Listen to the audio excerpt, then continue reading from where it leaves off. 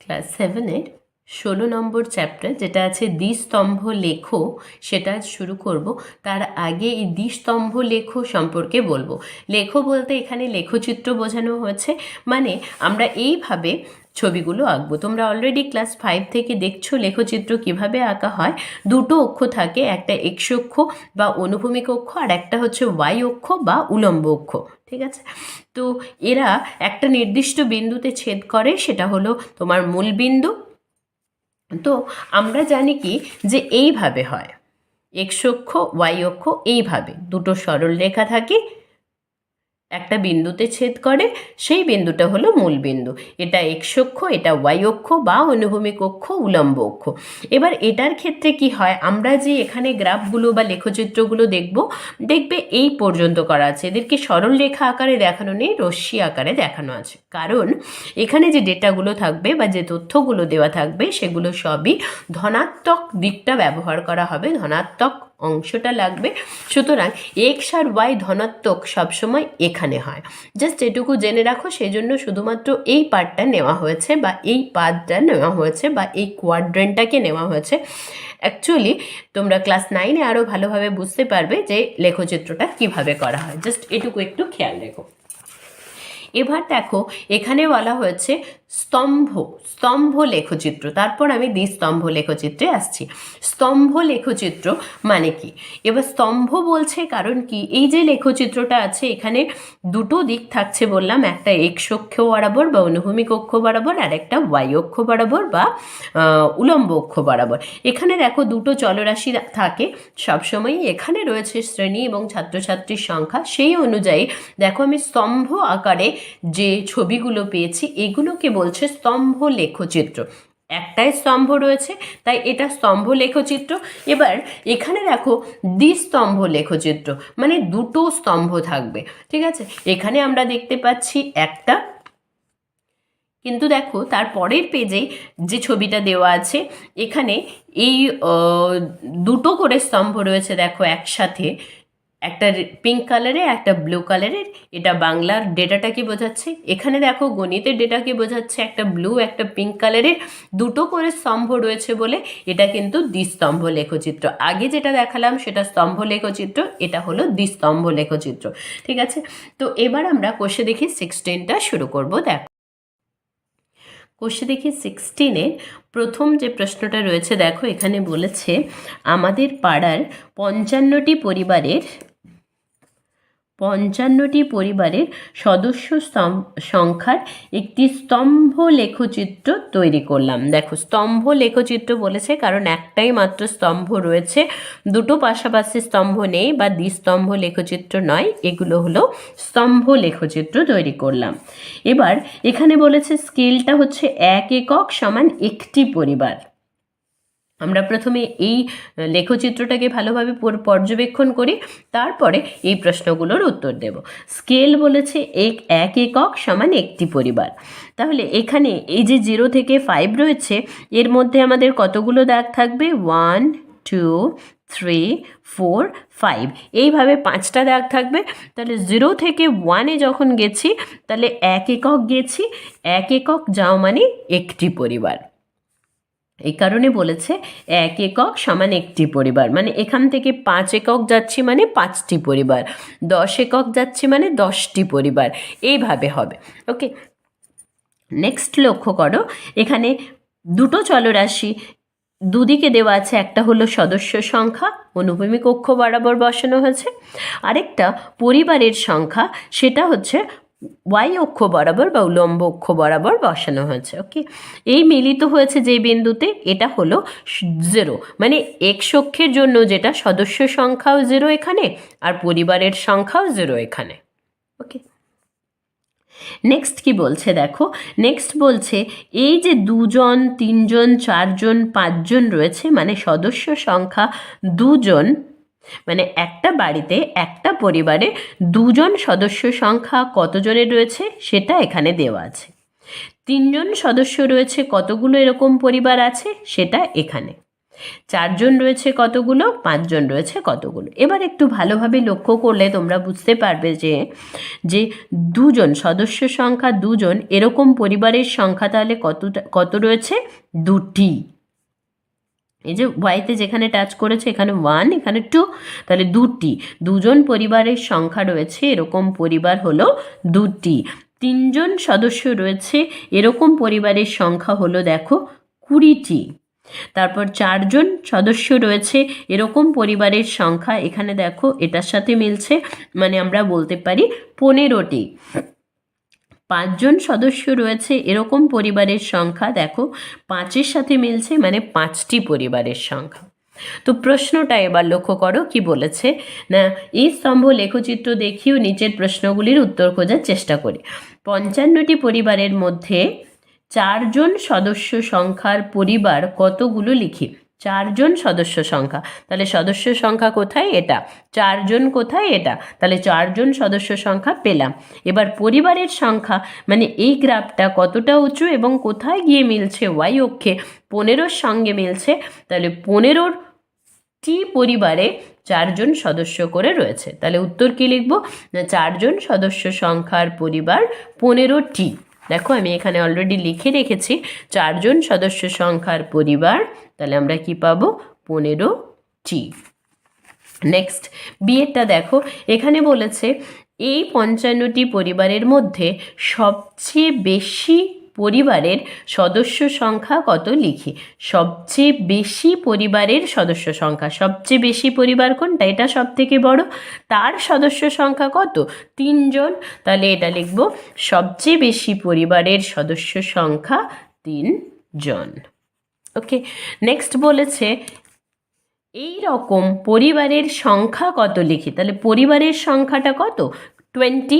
তাহলে পরিবারের সংখ্যা এবং এই রকম পরিবারের সংখ্যা সমান 20টি। পেনে লিখবে অবশ্যই। নেক্সট সিয়ের প্রশ্ন দেখো, বলেছে স্তম্ভ লেখচিত্র থেকে দেখছি ড্যাশটি পরিবারের সদস্য সংখ্যা 5। সদস্য সংখ্যা 5, সদস্য সংখ্যা 5 কতগুলো পরিবারের, না এখানে ওয়াই অক্ষকে টাচ করেছে 5টি, তাহলে 5টি পরিবারের সদস্য সংখ্যা 5। ড্যাশটি পরিবারের সদস্য সংখ্যা 3, তাহলে সদস্য সংখ্যা 3 কতগুলো পরিবারের, না 20টি, তাহলে লিখব 20টি পরিবারের সদস্য সংখ্যা 3। নেক্সট 2 নম্বর প্রশ্নটা দেখো, এখানে বলেছে নিচের পর্বতশৃঙ্গের উচ্চতাগুলি দেখি ও ছক কাগজে 1 একক সমান 1000 মিটার, আরেকটা শূন্য হবে, 1000 মিটার উচ্চতা ধরে স্তম্ভ লেখ তৈরি করি। ঠিক আছে, তো কি বলেছে, তোমার স্কেলটা বলে দেওয়া আছে 1 একক সমান 1000 মিটার হতে হবে। এবার বলেছে স্তম্ভ লেখটা তৈরি করতে হবে। দেখো এখানে দ্বিস্তম্ভ লেখ নয়, একটাই স্তম্ভ লেখ হবে, কারণ একটাই উচ্চতা দেওয়া আছে। ওকে, দেন বলেছে দেখো পর্বতশৃঙ্গের নাম দিয়ে দেওয়া আছে গডউইন অস্টিন, কৈলাস, নন্দা দেবী, অন্নপূর্ণা। তাহলে যেটা আমি প্রথমে পাচ্ছি সেটাকে আমরা দুটো অক্ষ আকারে এঁকে নেব, এক্স অক্ষ, ওয়াই অক্ষ, এবং অবশ্যই এখানে তীর চিহ্নগুলো দেবে। ঠিক আছে, তীর চিহ্নগুলো দেওয়ার পর এক্স অক্ষ বরাবর আমরা কোনটা বসাবো, এটা পর্বতশৃঙ্গের নাম, পর্বতশৃঙ্গের নাম। তাহলে এক্স অক্ষ বরাবর আমরা লিখে নেব এদিকে পর্বতশৃঙ্গের নাম, এটা বসাবো। আর দেখো ওয়াই অক্ষ বরাবর যেটা আমাদের ছিল উচ্চতা মিটার প্রায়, ব্র্যাকেট দিয়ে লেখা ছিল মিটার প্রায়টা, এটা লিখে নেব। ঠিক আছে, এবার কি কি পর্বতশৃঙ্গের নামগুলো আছে গডউইন অস্টিন, কৈলাস, নন্দা দেবী, অন্নপূর্ণা, এটা আমরা এক্স অক্ষ বরাবর বসাবো। এবার এক্স অক্ষ বরাবর বসাতে গিয়ে দেখো আমরা কতটা দূরত্ব নেব, সেটা তোমরা নিজেদের মতো একটা দূরত্ব নিয়ে নেবে। এখানে আমি যেটা করছি দেখো এই 6 ঘর নিলাম, তোমাদের মতো নেবে, এটাতে কোনো অসুবিধে নেই। দেন আমি এখানে 4 ঘর নিলাম, আবার 6 ঘর ছেড়ে নিলাম, আবার 4 ঘর নিলাম, আবার 6 ঘর ছেড়ে নিলাম, 4 ঘর। মোটামুটি চেষ্টা করো যেন একই রকম আন্দাজ মতো ঘরগুলো হয়। ঠিক আছে, তাহলে 4টে পর্বত শৃঙ্গ আছে। একটা হচ্ছে গডউইন অস্টিন,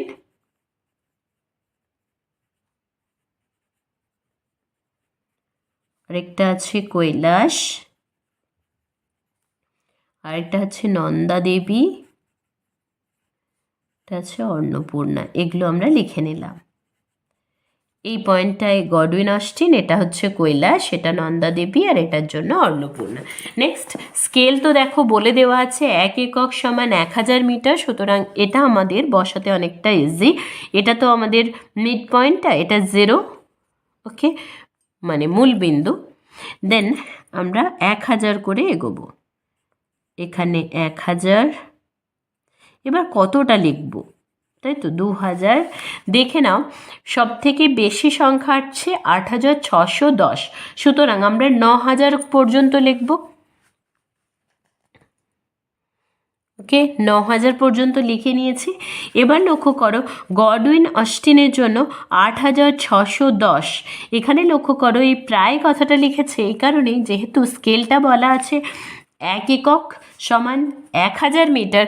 এখানে আমি যখন গডউইনের অস্টিনের জন্য নেব, দেখো এই তো এই দূরত্বটা নিলে আমার 8000 হবে। এবার কি 8610 রয়েছে, মানে এর অর্ধেক নিলে আমাদের হবে 8500, তার থেকে একটু উপরে আমাকে নিতে হবে, মানে এই ডিস্টেন্সে নিতে হবে। তাই গডউইন থেকে আমরা টেনে নেব,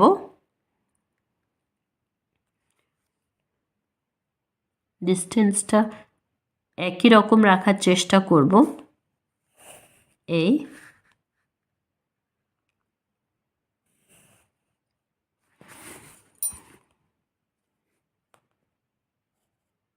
ঠিক আছে, এটা করলাম 8610। নেক্সট দেখো কি বলেছে 6710, মানে 6000 থেকে আমাকে বেশি নিতে হবে 710, মানে ধরছি আমি এখানটা নেব।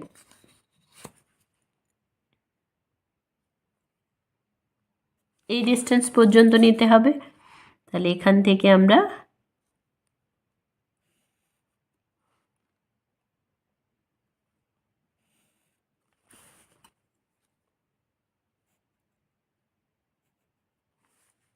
ঠিক আছে। নেক্সট আছে নন্দা দেবী, দেখো 7825, 7825 মানে অর্ধেকের বেশি, তাহলে আমরা এই ডিস্টেন্সটা নেব ধরছি। নন্দা দেবী থেকে সোজা করে এগিয়ে যাও,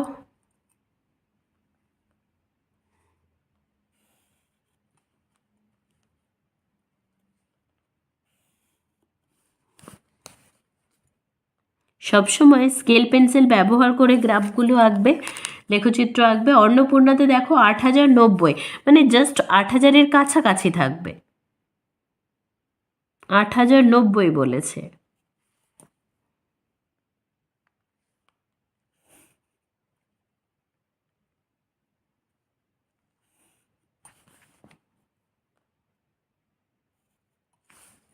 ওকে, এটা তাহলে সবগুলোর উচ্চতা পেয়ে গেলাম। এবার দেখো গডউইন অস্টিন যে গ্রাফগুলো হবে এইভাবে আমরা একটু দাগ দিয়ে নেব বোঝানোর জন্য। এবার দুটো জিনিস লিখে নিতে হবে, দাগগুলো দিয়ে নিয়েছি, গ্রাফটা বা যে স্তম্ভ লেখচিত্র আঁকতে বলেছিল সেটা আমার কমপ্লিট হয়েছে। দুটো গুরুত্বপূর্ণ জিনিস খেয়াল রেখো, ডান দিকে অবশ্যই স্কেলটা লিখে নেব। স্কেল মানে কিভাবে আমি নিয়েছি, 1 একক সমান 1000 মিটার, তাহলে 1 একক সমান 1000 মিটার। এবার লক্ষ্য করো আরেকটা গুরুত্বপূর্ণ জিনিস লিখে নেব, সেটা হলো এই যে লেখচিত্রটা আঁকলাম এটা কিভাবে, প্রথমে একটা হেডিং দিতে হবে, সেই হেডিংটা হলো প্রদত্ত তথ্যের স্তম্ভ লেখচিত্র হলো, লেখচিত্রটি হলো, তারপর এই ছবিটা আঁকবো। ওকে, তাহলে আমাদের অঙ্কের পুরো প্রশ্নটার উত্তর কমপ্লিট হবে। নেক্সট 3-এরটা দেখো, এখানে বলেছে আমাদের সপ্তম শ্রেণীর 55 জন ছাত্রছাত্রী ও অষ্টম শ্রেণীর 60 জন ছাত্রছাত্রীর প্রিয় খেলার তথ্য জোগাড় করে নিচের টেবিলে লিখলাম। এই তথ্য দ্বিস্তম্ভ চিত্রের মাধ্যমে প্রকাশ করি। ঠিক আছে, এখানে দেখো দ্বিস্তম্ভ, এদিকে দুটো রাশি দেওয়া আছে, চলরাশি দেওয়া আছে, সেটা হলো সপ্তম শ্রেণীর ছাত্রছাত্রীর সংখ্যা আর অষ্টম শ্রেণীর ছাত্রছাত্রীর সংখ্যা। তাহলে ছাত্রছাত্রীর সংখ্যাটা কমন, সুতরাং যেটা আমরা লিখছি যে ওয়াই অক্ষ বরাবর যেটা নিয়েছি, দেখো ছাত্রছাত্রীর সংখ্যা, ক্লাসগুলো আমরা মেনশন করছি না এখানে। আর এখানে আছে খেলা, খেলাটা অবশ্যই প্রথম যেটা থাকে সেটা আমি বলেছি এক্স অক্ষ বরাবর বসাবো বা অনুভূমিক অক্ষ বরাবর বসাবো, দেখো খেলা বসিয়েছি। ক্রিকেট, ফুটবল, সাঁতার, হকি, খোখো রয়েছে, যেরকম আমি তোমাদের আগেরটা দেখিয়েছি একই রকমভাবে ক্রিকেটের জন্য 3টে পয়েন্ট নিয়েছি, যেহেতু এখানে দ্বিস্তম্ভ লেখচিত্র, সুতরাং দুটো করে আঁকতে হবে। সুতরাং এখানে আগের অঙ্কের ক্ষেত্রে 2টো পয়েন্ট নিয়েছিলাম, এটার ক্ষেত্রে 3টে পয়েন্ট নিয়েছি একই ডিস্টেন্সে। ওকে, এখানে ফুটবলের জন্য এটা, সাঁতারের জন্য 3টে, হকির জন্য 3টে, খোখোর জন্য 3টে। নেক্সট কি বলেছে লক্ষ্য করো, নেক্সট বলেছে যে এই সপ্তম শ্রেণীর ছাত্রছাত্রীর সংখ্যা আর অষ্টম শ্রেণীর ছাত্রছাত্রীর সংখ্যাগুলো দিয়ে দ্বিস্তম্ভ লেখচিত্র আঁকতে হবে। প্রথমেই তোমরা এটা লিখে নেবে, প্রদত্ত তথ্যের স্তম্ভ লেখচিত্র যেটা আমরা আঁকবো, লেখচিত্রটি হলো। এরপরে দেখো, এরপরে আমরা খাতার ডান দিকে কি কি করে নিই, সেটা হচ্ছে স্কেলটা মেনশন করে নিই। আর দ্বিস্তম্ভ লেখচিত্র হলে দুটো আলাদা আলাদা যে লেখচিত্র আঁকবো, একটা সপ্তম শ্রেণীর জন্য আর একটা অষ্টম শ্রেণীর জন্য, সপ্তম শ্রেণী আর এটা হলো অষ্টম শ্রেণী, ওই দুটোকে আলাদা আলাদা চিহ্ন দিয়ে বুঝিয়ে নিতে হবে। ধরো সপ্তম শ্রেণীটাকে আমি এইভাবে দিচ্ছি আগেরটার মতো, অষ্টম শ্রেণীটাকে আমি এইভাবে ডিনোট করব। ওকে, আর স্কেলটা কি নেব, দেখো স্কেল এটা আমরা জানি 0 0, তারপর 1 একক 1 একক করে বাড়িয়ে গেছি, সুতরাং স্কেলটা নিচ্ছি 1 একক সমান কত না একজন ছাত্রছাত্রী, তাহলে এখানে 1 একক সমান একজন লিখছি। 3টে জিনিস অবশ্যই উল্লেখ করব দ্বিস্তম্ভ লেখচিত্রের ক্ষেত্রে, স্কেলটা আর যে দুটো চলরাশি থাকবে তাদের নোটেশনটা কি দেব সেটা। কিন্তু যখন স্তম্ভ লেখচিত্র করেছি শুধুমাত্র স্কেলটাই ব্যবহার করেছি, খেয়াল রেখো। নেক্সট দেখো কিভাবে বসাবো, এখানে রয়েছে ক্রিকেট সপ্তম শ্রেণীর জন্য 12, অষ্টম শ্রেণীর জন্য 14। তাহলে প্রথম সপ্তম শ্রেণী রয়েছে, সুতরাং সপ্তম শ্রেণীর জন্য 12, মানে এখান থেকে এই, তাহলে এই দূরত্বটা আমরা নেব।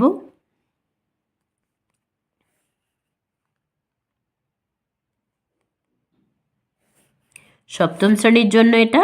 নেক্সট 14 আছে অষ্টম শ্রেণীর জন্য, তাহলে অষ্টম শ্রেণীর জন্য 14, মানে আরও 2 ঘর আমাকে ওপরের দিকে উঠতে হবে, এই লাইনটা বরাবরই আমরা উঠব।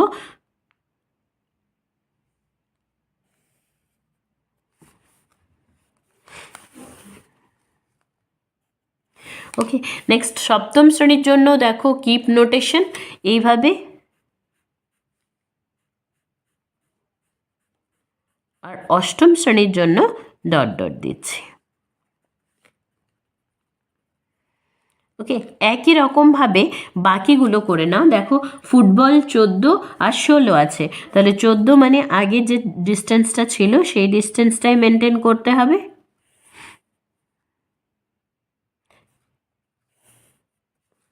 নেক্সট 16-র জন্য দেখো এই ডিস্টেন্সটা আসতে হবে। এখানে একেবারে পারফেক্ট করা একটু ডিফিকাল্ট, সুতরাং প্রায় সমান হলেই আমাদের এগুলো চলবে। ঠিক আছে, তো নেক্সট আছে দেখো সাঁতারের জন্য 8 আর 10, সুতরাং 8 ঘর আর 10 ঘর নিয়ে নেব। এই ডিস্টেন্সটা ধরো 8, তারপরে অষ্টম শ্রেণীর জন্য 10,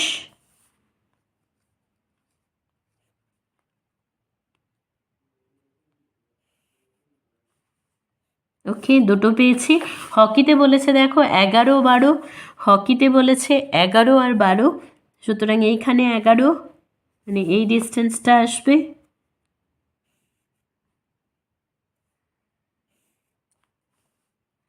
আর আছে 12, মানে এখানে এই ডিস্টেন্স আসবে, 1 ঘর এগোবে।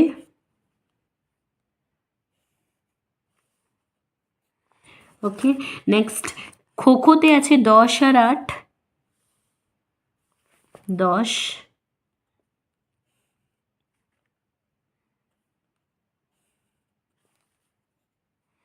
আর রয়েছে 8,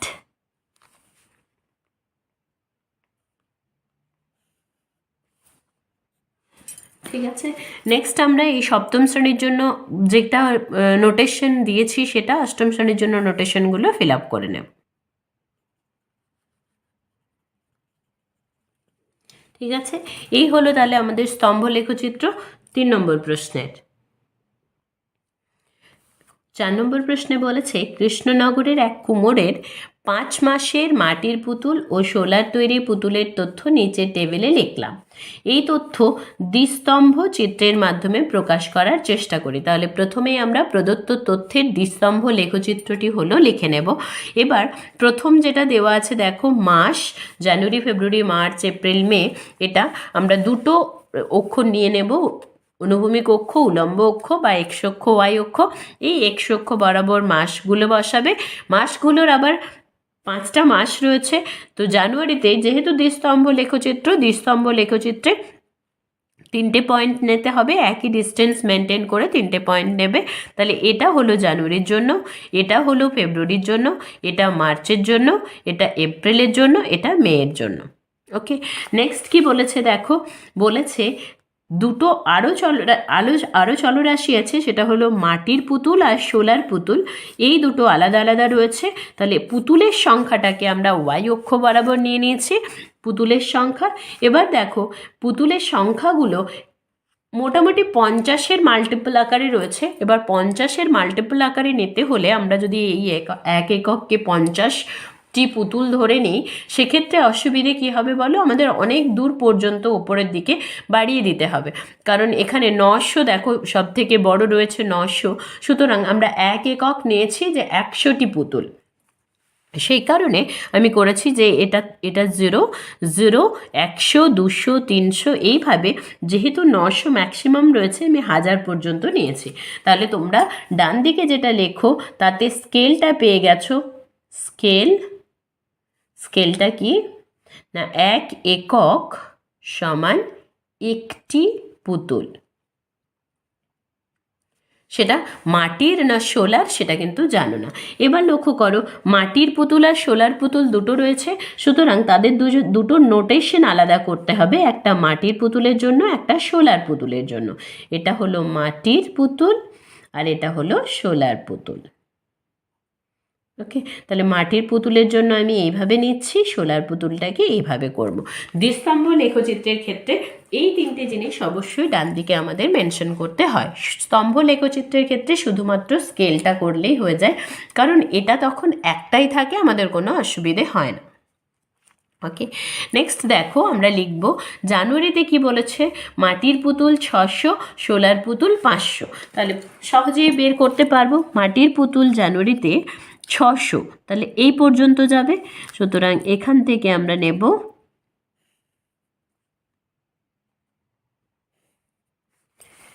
এই হলো আমাদের 600 মাটির পুতুল। নেক্সট আছে দেখো শোলার পুতুল 500, মানে এখানে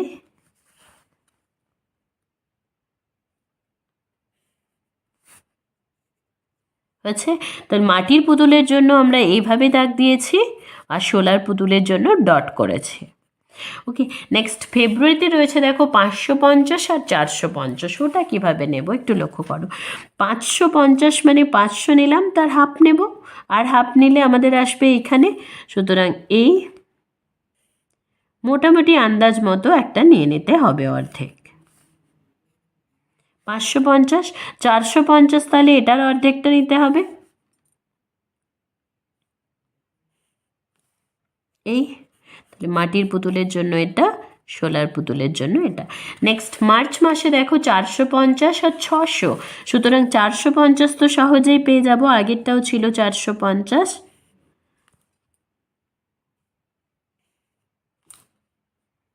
তারপরেরটা আছে 600, সুতরাং 600তে দেখো এক্সাক্ট রয়েছে,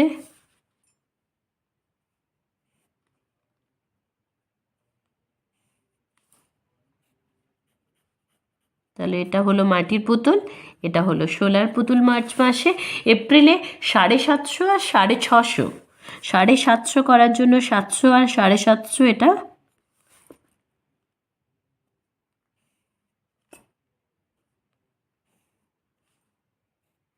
650। তাহলে এখানে করব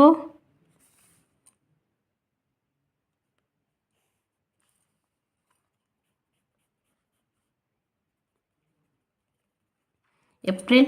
মে মাসে দেখো রয়েছে 900 আর 700, তাহলে 900 তৈরি করতে হলে এখানে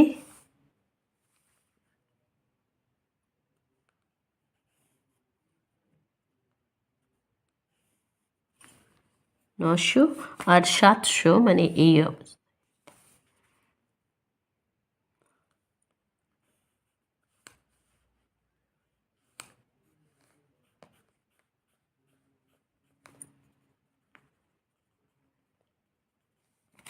ওকে, তাহলে এই হলো আমাদের 4 নম্বর প্রশ্নের যে দ্বিস্তম্ভ লেখচিত্র সেটা। ক্লাস 7-এর 16 নম্বর চ্যাপ্টার দ্বিস্তম্ভ লেখের আজ আমরা 5-এর দাগের অঙ্কটা দেখব। এখানে বলেছে আমি আমার শ্রেণীর 50 জন ছাত্রছাত্রীর সাদা লাল সবুজ নীল, সাদা লাল সবুজ নীল ও কালো রঙের মধ্যে কোন রঙটা পছন্দ তার তালিকা তৈরি করি ও স্তম্ভ লেখচিত্রের মাধ্যমে প্রকাশ করি। দেখো দুটো কাজ। প্রথম কাজ হলো একটা তালিকা তৈরি করতে হবে কে কোন রঙটা পছন্দ করে সেটা নিয়ে, আর স্তম্ভ লেখচিত্রের সাহায্যে দেখাতে হবে। এটা দ্বিস্তম্ভ লেখচিত্র নয়, একটাই স্তম্ভ লেখচিত্র পাওয়া যাবে। ওকে, তো এতক্ষণ আমরা যে অঙ্কগুলো করলাম তাতে তালিকাটা করে দেওয়া ছিল। এখানে প্রথম আমাদের তালিকাটা তৈরি করতে হবে। তো তালিকাটার মধ্যে রং পছন্দ করছে, সুতরাং প্রথম যে তালিকাটা হবে তাতে লিখব তালিকাটি হলো কি না রং। কি কি রং আছে? রং আছে সাদা, লাল, সবুজ, নীল আর কালো। এই যে কটা রং বলে দেওয়া আছে 1 2 3 4 5, 5টা রঙকে এখানে লিখে নিলাম। এবার দেখো, এবার বলেছে যে 50 জন ছাত্রছাত্রীর মধ্যে এটা জিজ্ঞেস করা হবে কে কোন রঙটা পছন্দ করে, ছাত্রছাত্রীর সংখ্যা। তাহলে খেয়াল রাখবো আমরা 50 জন ছাত্রছাত্রীকে জিজ্ঞেস করা হচ্ছে 50 জনেরই কোনো একটা বিশেষ রং পছন্দ। যদিও এখানে পার্টিকুলার বলা নেই যে একজন একটা রঙই পছন্দ করতে পারবে কিনা, অনেকের হতেই পারে যে দুটো রং পছন্দ। সেই জন্য এখানে আমরা যেটা করব, তোমাদের ক্লাস 7-এ যেটা আছে, মোট ছাত্র সংখ্যা কিন্তু 50 জন হতে হবে। ওকে, তো সেটা করার জন্য আমাদের আরেকটা জিনিস খেয়াল রাখবো যে আমরা এই স্কেলটা যখন নেব, ওয়াই অক্ষটা যখন স্কেলটা নেব তখন কি করব, 2-এর গুণিতক হিসেবে রাখবো, দুজনের গুণিতক হিসেবে রাখবো।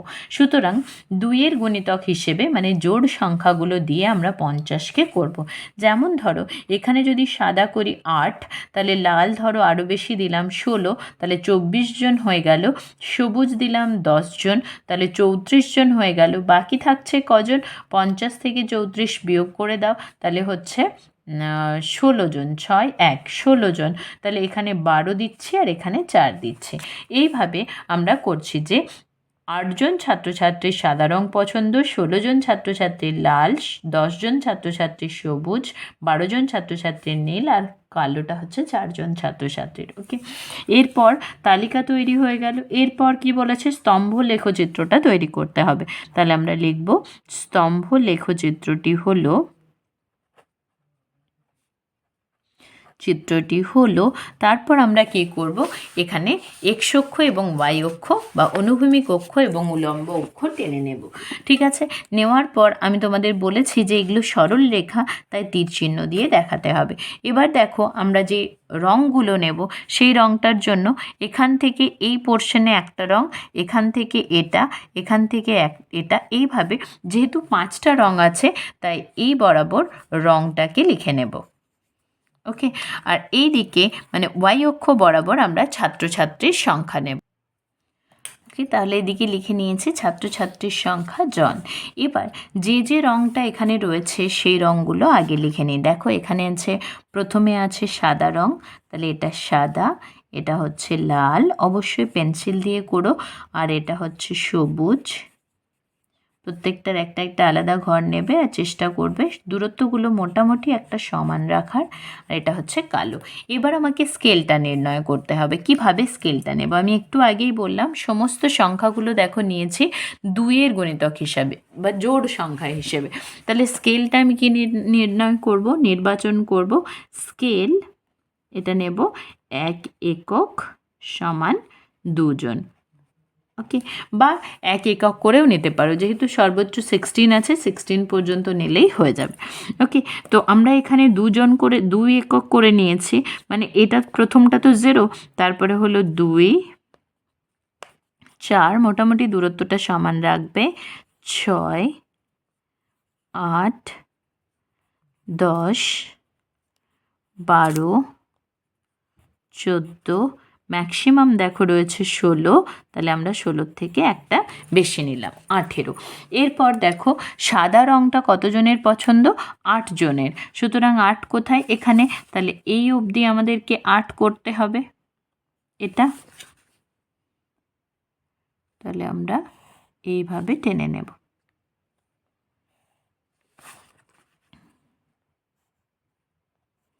ওকে, 8। এরপর দেখো লাল রং আছে 16 জনের, সুতরাং 16 জন পর্যন্ত নিতে হবে এখানে।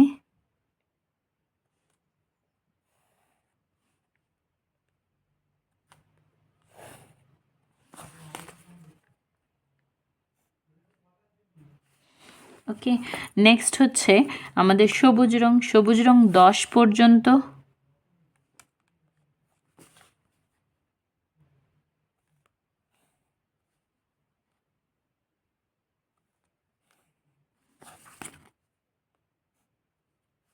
নেক্সট আছে নীল 12।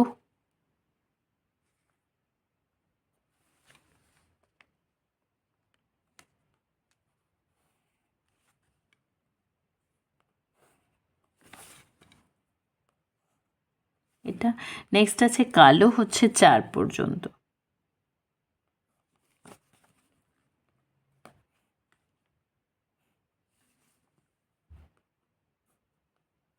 এইভাবে করে নেওয়ার পর আমরা এগুলোকে একটু এইভাবে মার্ক করে দেব যে সাদা, এটা হলো লাল, এটা হলো সবুজ, এটার জন্য নীল, এটার জন্য কালো। ঠিক আছে, এটাই হলো আমাদের নির্ণয় স্তম্ভ লেখচিত্র। 2টো প্রশ্ন ছিল, তালিকা তৈরি করতে বলেছিল, স্তম্ভ লেখচিত্র তৈরি করতে বলেছিল। অনেকটা 6 দাগের প্রশ্ন দেখো, এখানে বলেছে তরাই তারাপদ উচ্চ মাধ্যমিক বিদ্যা মন্দিরে গত 4 বছরের ও এই বছরের মানে টোটাল 5 বছরের ছাত্রছাত্রীদের সংখ্যার তালিকা তৈরি করে নিচে লিখলাম। এই তথ্য দ্বিস্তম্ভ লেখচিত্রে প্রকাশ করি। তাহলে প্রথম কাজ হচ্ছে দ্বিস্তম্ভ লেখচিত্রে প্রকাশ করতে হবে। দেন বলেছে সময়ের সাথে সাথে, পরের প্রশ্নটা পরে দেখি, আগে দ্বিস্তম্ভ লেখচিত্রটা নির্ণয় করি, পরে আরেকটা প্রশ্ন আছে সেটা করব। ওকে, তো প্রথমে প্রদত্ত তথ্যের দ্বিস্তম্ভ লেখচিত্রটি হলো, আমরা লিখে নিলাম। নেক্সট কি বলেছে? নেক্সট দেখো, এখানে প্রথমে রয়েছে বছর, সুতরাং আমরা যে এক্স অক্ষ ওয়াই অক্ষ নিয়েছি তার এক্স অক্ষ বরাবর বছর বসিয়েছি। কোন কোন বছর রয়েছে? 2009, 10, 11, 12, 13। যেহেতু এটা দ্বিস্তম্ভ লেখচিত্র, 2টো চলরাশি আরও রয়েছে, সুতরাং আমরা 3টে করে পয়েন্ট নিয়েছি। দেখো 2009 জন্য 3টে, 10-এর জন্য 3টে, 11, 12 আর 13-র জন্য 3টে করে পয়েন্ট নিয়েছি দ্বিস্তম্ভ লেখচিত্র করার জন্য। নেক্সট দেখো, এখানে যে সংখ্যাগুলো রয়েছে সেগুলো সবই মোটামুটি একটা আলাদা রকমের, মানে 10-এর গুণিতক বা 100 বা 50-এর গুণিতক হিসেবে নেই। তবুও আমরা যে এককটা নিচ্ছি, যে স্কেলটা নিচ্ছি, এটা আমাদের 0। 0-র পরে দেখো এই পর্যন্ত গেছি 100 একক। তাহলে আমরা বলছি যে 1 একক সমান 50 জন ছাত্রছাত্রী নিচ্ছি। 1 একক এটা 0 থেকে 50। তাহলে এইভাবে এগোবো। তাহলে স্কেলটা আমরা লিখে নেব প্রথমে। স্কেল, সেটা কি পাচ্ছি? 1 একক সমান 50 জন। ঠিক আছে, দেন আমাদেরকে দুটো নোটেশন লিখে নিতে হবে যে এটা কি বোঝাবো আর এটা দিয়ে কি বোঝাবো। ওকে, তো এটা দিয়ে আমি ছাত্র বোঝাবো আর এটা দিয়ে আমি বোঝাবো ছাত্রী। ওকে, নেক্সট আমরা দ্বিস্তম্ভ লেখচিত্রটা আঁকার চেষ্টা করি। দেখো 2009 সালে ছাত্র হচ্ছে 628, ছাত্রী হলো 312। 628, 312, তাহলে 628 যখন 600 থেকে এটা 600 এটা 650, তাহলে 625 অর্ধেক করছে, মোটামুটি অর্ধেকের থেকে একটু বেশি নিচ্ছি।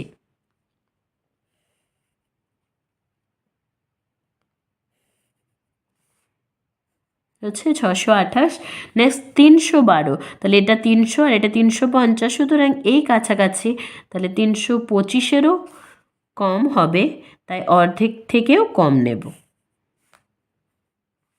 ওকে, এটা হলো ছাত্র আর এটা হলো ছাত্রী। নেক্সট 2010 সালে দেখো 536, 415, 536 মানে 500, এটা অর্ধেক হলে 25, তার থেকে একটু বেশি এটা 536, আর নেব 415, 400 আর একটু বেশি নেব।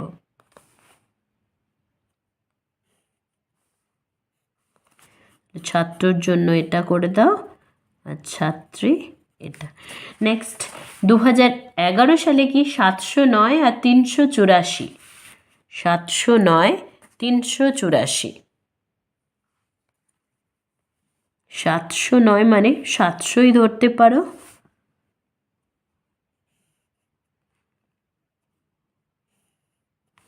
আর আছে 384 মানে 350-এর থেকে বেশি হবে, 400-র কাছাকাছি হবে।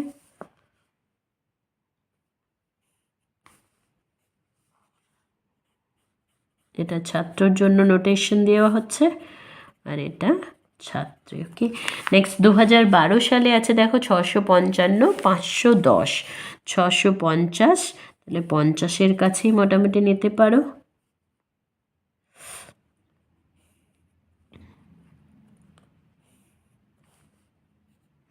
আর 510 মানে 500 থেকে একটু উপরে।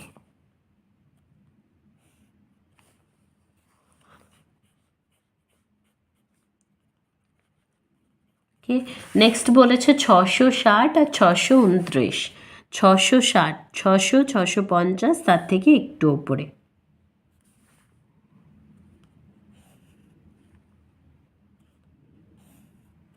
আর আছে 629 মানে 600, এখানে 25, 50, তাহলে 625 এটার অর্ধেক, সুতরাং তার থেকে একটু বেশি, মানে 660-এর থেকে অবশ্যই একটু কম হবে।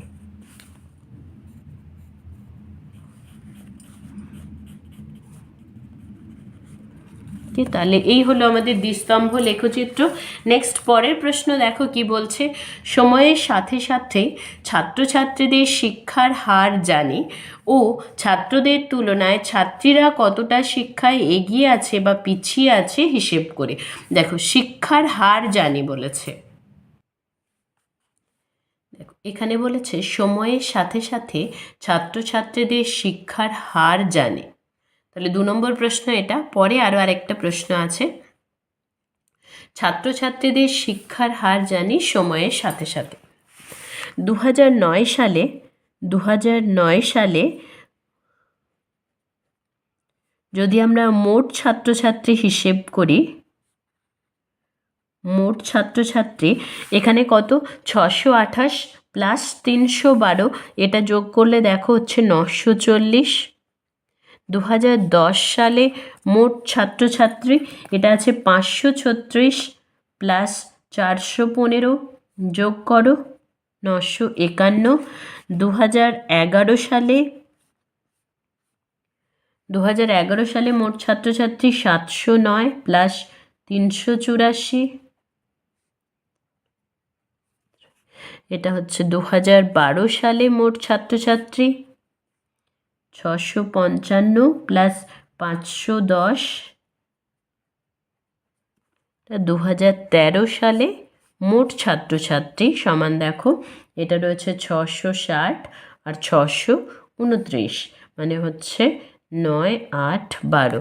তাহলে লক্ষ্য করো 2009 সালে মোট ছাত্রছাত্রী যত ছিল তার থেকে আস্তে আস্তে বৃদ্ধি পেয়েছে শিক্ষার হার, বেশি সংখ্যক ছাত্রছাত্রী পড়াশুনো করতে গেছে। সুতরাং আমরা কি লিখব, যে সময়ের সাথে সাথে যেটা লেখা আছে সেটা ধরে লিখব, সময়ের সাথে সাথে ছাত্রছাত্রীদের শিক্ষার হার বৃদ্ধি পেয়েছে। নেক্সট প্রশ্ন দেখো, নেক্সট প্রশ্ন বলেছে ছাত্রদের তুলনায় ছাত্রীরা কতটা শিক্ষায় এগিয়ে আছে বা পিছিয়ে আছে হিসেব করে।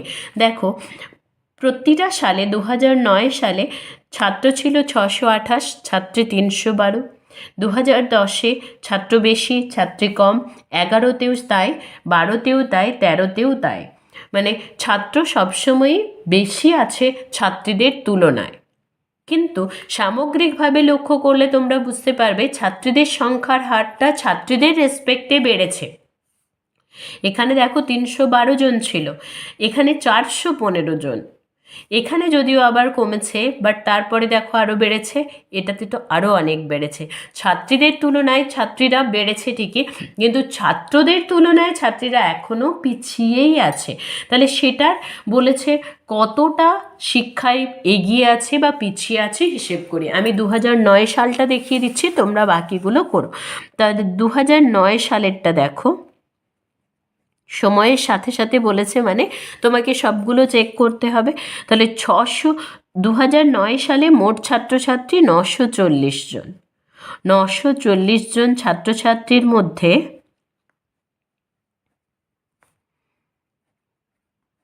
মেয়েরা বা ছাত্রীরা পিছিয়ে আছে কত না, ছেলেরা দেখো ছেলেরা 628 জন ছিল আর মেয়ে ছিল ওখানে 312 জন। তাহলে ওটা বাদ দিলে কতটা পিছিয়ে আছে বলতে পারবো এটা। এবার দেখো তাহলে একজন ছাত্রছাত্রীর মধ্যে ছাত্রীরা পিছিয়ে থাকবে কতটা, এটা বিয়োগ করবে দেখবে 316 ডিভাইডেড বাই তাহলে 940 জন। আর যেহেতু আমাকে ওখানে বের করতে বলেছে দেখো ছাত্রীদের তুলনায় ছাত্রদের তুলনায় ছাত্রীরা কতটা শিক্ষায় এগিয়ে আছে বা পিছিয়ে আছে হিসেব করে, সেই জন্য আমি পার্সেন্টেজে মানে 100 জনের জন্য কতটা বের করে নিচ্ছি।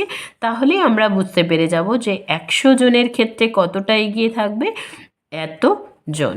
তাহলে এটা কাটাকাটি করলেই আমরা পেয়ে যাব। এইভাবে 2009 সাল থেকে 2013 সাল পর্যন্ত হিসেব করলে আমরা বুঝতে পারবো যে শিক্ষায় এগিয়ে আছে না পিছিয়ে আছে বা কতটা পরিমাণে পিছিয়ে আছে। যেহেতু কতটা বলেছে তাই আমাদেরকে ওই পরিমাণটা নির্ণয় করতে হচ্ছে। পরের অঙ্ক দেখো, 7 দাগের প্রশ্ন দেখো, এখানে বলেছে আমরা 6 জন বন্ধু প্রথম পর্যায়ক্রমিক পরীক্ষার পর দলগতভাবে হাতে কলমে নতুন পদ্ধতিতে বিষয়গুলি আয়ত্ত করার চেষ্টা করেছি। তাই দ্বিতীয় পর্যায়ক্রমিক পরীক্ষার পরে 2টি পরীক্ষায় পাওয়া শতকরা নম্বরের একটি তালিকা তৈরি করলাম। আমার বন্ধু, তাহলে আমরা যে আমার বন্ধু দিয়ে দেখো 6 জন বন্ধু দেওয়া আছে, দেন প্রথম পর্যায়ক্রমিক পরীক্ষার নাম্বার, দ্বিতীয় পর্যায়ক্রমিক পরীক্ষার নাম্বার দিয়ে দেওয়া আছে। এবার বলেছে দ্বিস্তম্ভ লেখচিত্র তৈরি করে নিজে নতুন পদ্ধতিতে কতটা উপকারী ও কার বেশি উন্নতিতে সাহায্য করেছে তার ব্যাখ্যা দেওয়ার চেষ্টা করি। তাহলে প্রথম কাজ দ্বিস্তম্ভ লেখচিত্র তৈরি। তারপরে কি, তারপরে আরও 2টো প্রশ্ন আছে, এটা প্রথম প্রশ্ন, তারপর 2 নম্বর প্রশ্ন, তারপর 3 নম্বর প্রশ্ন। সুতরাং দ্বিস্তম্ভ লেখচিত্র আগে তৈরি করব। দেখো প্রথমেই রয়েছে আমার বন্ধু, x অক্ষ বরাবর বন্ধুদেরকে বসিয়ে নাও। x অক্ষ বরাবর, যেহেতু দ্বিস্তম্ভ লেখচিত্র তাই 3টে করে পয়েন্ট দিয়েছি, সুমিত, রুমকি, জাহির, মেরি, জোসেফ, নাজরিন। নেক্সট আছে কি পর্যায়ক্রমিক পরীক্ষার নম্বর। সুতরাং একটা হচ্ছে প্রথম পর্যায়ক্রমিক আর একটা হচ্ছে দ্বিতীয় পর্যায়ক্রমিক, আর এটা হচ্ছে পরীক্ষার নম্বর, তাই y অক্ষ বরাবর বা উলম্ব অক্ষ বরাবর পরীক্ষার নম্বরটা নিয়ে নিয়েছে। নেক্সট কি হবে, তাহলে আমাকে এবার লেখার সময় এটা অবশ্যই লিখবে প্রদত্ত তথ্যের দ্বিস্তম্ভ লেখচিত্র হলো। এবার আমাকে তিনটে জিনিস করতে হবে, সেটা হলো প্রথমটা স্কেল আর দুটো নোটেশন।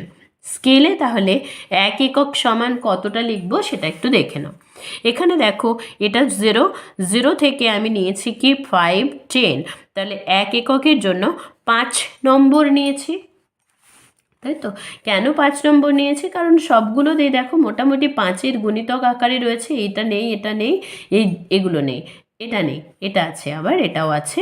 সুতরাং 1 2 3 4টা আমরা কোনোভাবে এটাকে 5 আর 10-এর মাঝামাঝি মান নিয়ে, বা 5 আর 0 আর 5-এর মাঝামাঝি এই দুটোতে মান নিয়ে আমরা অ্যাডজাস্ট করব। বাকি সবগুলোই দেখো 5-এর গুণিতক হিসেবে রয়েছে, তাই 1 একক সমান 5 নম্বর নিয়ে নিলাম।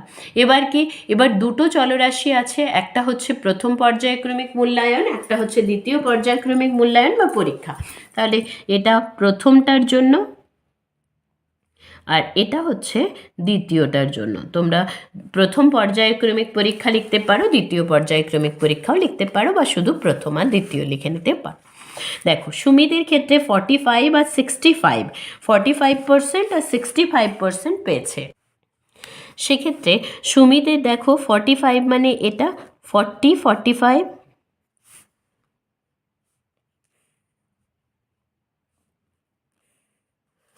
পরেরটা আছে 65 60 65,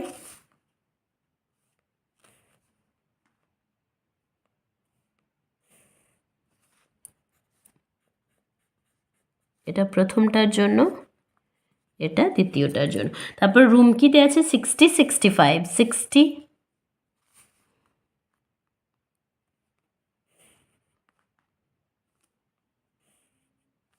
আর আছে 65,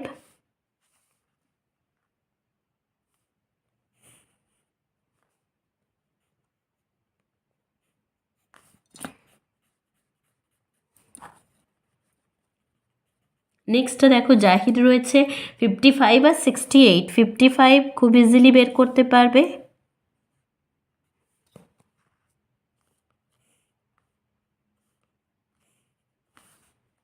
আর রয়েছে 68, সুতরাং 60 65 আর 68 মানে প্রায় 70-র কাছাকাছি ধরে নিয়ে আমরা এটা আঁকবো।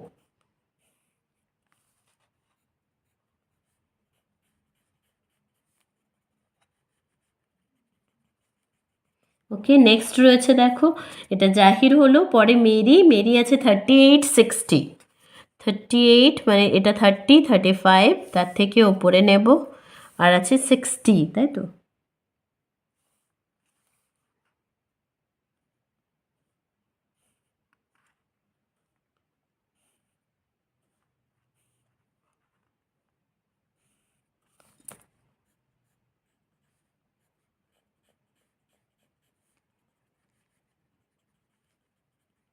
ওকে, নেক্সট আছে জোসেফ 72 আর 80, 72 মানে 70-র একটু ওপরে দেব, আর আছে 80।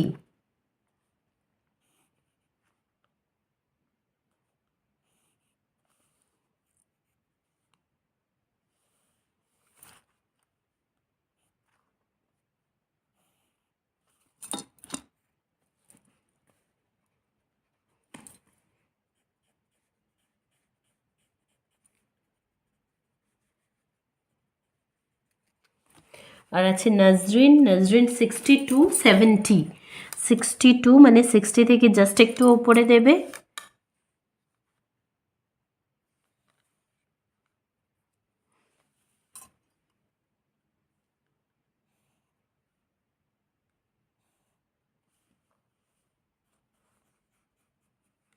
আর আছে 70,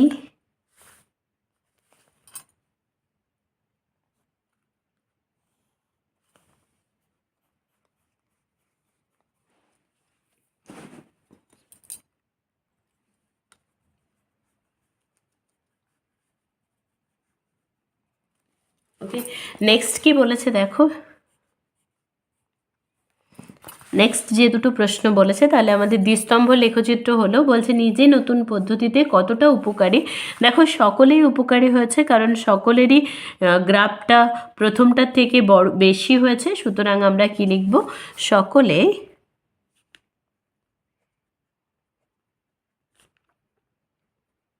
আমরা সকলে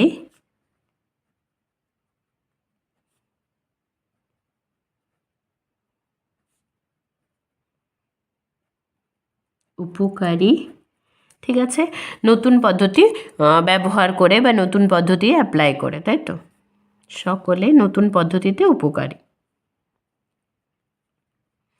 এবার কি জানতে চেয়েছে, কতটা, দেখো বলেছে নতুন পদ্ধতিতে কতটা উপকারী, তাহলে সুমিতের জন্য সুমিত উপকারী কতটা বলবো, যেহেতু 100-এর রেসপেক্টেই দেওয়া আছে, সুতরাং ওটাকেই আমরা উপকারীও বলে দিতে পারি, যে প্রথমে তোমার ছিল 45% থেকে বেড়ে হয়েছে 65%, সবারই বেড়েছে কিন্তু 100-এর ওপরেই হয়েছে, 45 থেকে 65, 60 থেকে 65, তাহলে প্রথম বন্ধু উপকার কত হয়েছে, 65 থেকে 45 বিয়োগ করে দাও, তাহলে 25% ধরছি। এইভাবে সবগুলোর উপকারী কতটা করে বের করে নিতে পারবে। ওকে, নেক্সট দেখো বলেছে কারা বেশি উন্নতিতে সাহায্য করেছে তার ব্যাখ্যা দেওয়ার চেষ্টা করি। তো তোমরা যখনই এইভাবে করবে দেখতে পাবে কে বেশি সব থেকে উপকারী হয়েছে, না 38 থেকে যখন 60 বিয়োগ করবে, 60 থেকে যখন 38 বিয়োগ করবে, 2 4 22, 22 হচ্ছে, এটাতে আমার 65 থেকে 45-এ 20% সুমিত, রুমকি 65 মাইনাস 60 তাহলে হচ্ছে 5%, জাহির 68 মাইনাস 55 মানে 13, আর মেরির ক্ষেত্রে হচ্ছে 60 মাইনাস 38 মানে 22, জোসেফ উপকার হচ্ছে 80 মাইনাস 72 মানে 8%, আর নজরিন 70 থেকে 62 মানে ও 8%, তাহলে সব থেকে বেশি দেখো মেরি, সুতরাং পরের প্রশ্নের উত্তর লিখতে পারছি যে মেরির উন্নতিতে, লাস্ট লাইনে দেখো বলেছে কার উন্নতিতে বেশি সাহায্য করেছে, তাহলে মেরির উন্নতিতে বেশি সাহায্য করেছে। এই পর্যন্ত লিখলে তবে আমাদের উত্তরটা কমপ্লিট হবে। সবার জন্য কার কতটা উপকার হয়েছে সেটা আগে হিসেব করে নেবে, সব থেকে বেশিটাই হলো আমাদের কি বেশি সাহায্য করেছে উন্নতিতে। 8-এর প্রশ্নটা দেখো বলেছে ফুলিয়ার উৎপল ও আমিনা বিবির বছরে তাঁতের শাড়ির তৈরির পরিমাণ দ্বিস্তম্ভ লেখচিত্রের মাধ্যমে প্রকাশ করা আছে। তাহলে এখানে উৎপলের বোনা তাঁতের শাড়িটা ব্লু আর আমিনা বিবির বোনা তাঁতের শাড়িটা হচ্ছে পিঙ্ক। স্কেলটা দেখো বলা আছে 1 একক সমান 2টি তাঁতের শাড়ি। এখানে যেটা করে দেওয়া আছে 0 থেকে 1, এটা হচ্ছে 2, 2 4 6 8 এইভাবে করা আছে। নেক্সট দেখো প্রশ্নগুলোর উত্তর খোঁজার চেষ্টা করি। খেয়াল রেখো ব্লুটা হলো উৎপল আর পিঙ্কটা হলো আমিনার। প্রথমে বলেছে কোন বছরে উৎপল সবচেয়ে বেশি তাঁতের শাড়ি বুনেছে, কোন বছরে উৎপল সবচেয়ে বেশি তাঁতের শাড়ি বুনেছে, তাহলে উৎপলের রেসপেক্টে সব থেকে বেশি কোনটা, এটা, তাহলে কি লিখব, 2008 সালে উৎপল সবচেয়ে বেশি তাঁতের শাড়ি বুনেছে।